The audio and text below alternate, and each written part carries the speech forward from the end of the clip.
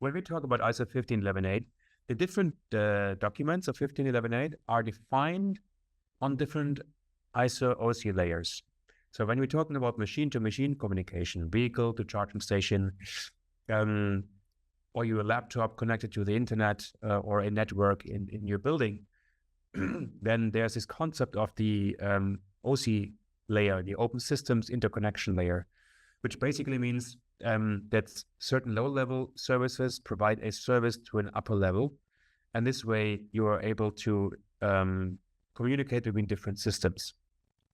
So on the physical layer, it's all about, voltage and amperages. On the data link layer, you're establishing a data link on the MAC, on the PHY layer. On the network layer, you have the IP protocol. On the transport layer, maybe let me just bring in the next steps here. It makes more sense.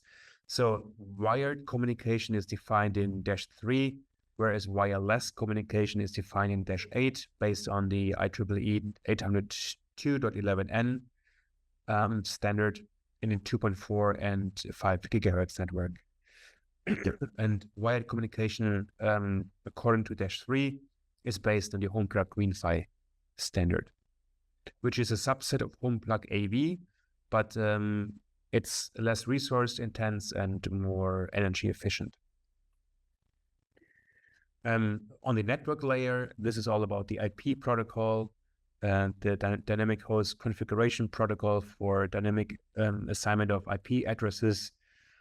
Don't confuse this SLAC with the SLAC protocol that we're going to be talking about, because this has 2 A's in it. This stands for